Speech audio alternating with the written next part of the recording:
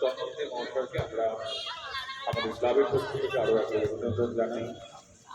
পেয়ারবাগান football coaching সেন্টারের বিভিন্ন ক্রীড়াপ্রেমী মানুষরা সবসময় প্রতিষ্ঠানের পাশে দাঁড়ায়। পেয়ারবাগান ফুটবল কোচিং সেন্টারে কিন্তু তার ব্যতিক্রম হয়। এখন আমরা আমাদের মধ্যে যাদের খেলা ছেড়ে দেওয়ার পরও যারা ডোনাটারদের ভূমিকায় বিভিন্ন সময় বিভিন্ন ক্লাবের পাশে অবতীর্ণ হয়েছে, সে সমস্ত মানুষকে আজকে আমরা সম্বর্ধনা দিতে চলেছি। তাদেরকে আমরা ডেকে দিচ্ছি মাননীয় বিধান সরকার মহাশয়কে। আইসি ফিল্ডে যাকে আমরা ডবল হ্যাট্রিক করতে দেখেছিলাম, আমরা মঞ্চে ডেকে দিচ্ছি মাননীয় বিশ্বজিৎ ভট্টাচার্য মহাশয়কে।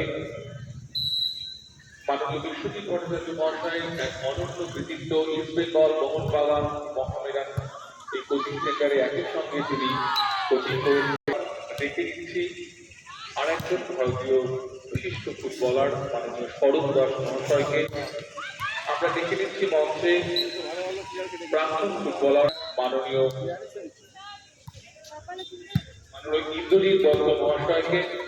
তিনি আমাদের আমন্ত্রণ রক্ষা করেছেন। মাননীয় ইন্দ্রজিৎ দত্ত মহাশয় প্রচুর আস্থাকে আমরা দেখি, সেই ইন্দ্রজিৎ দত্ত মহাশয় আমাদের মধ্যে উপস্থিত হয়েছে।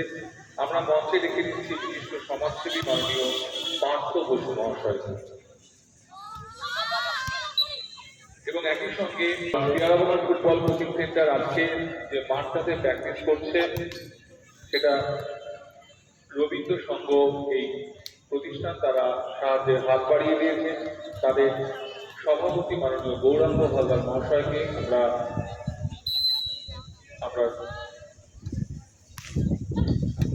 অভিনন্দন জানাই। আমাদের মধ্যে উপস্থিত হয়েছেন বিশিষ্ট সাংবাদিক মাননীয় মিল্টন শাহ মহাশয়, তাকে আমরা মঞ্চে আমন্ত্রণ জানাই। মাননীয় মিল্টন শাহ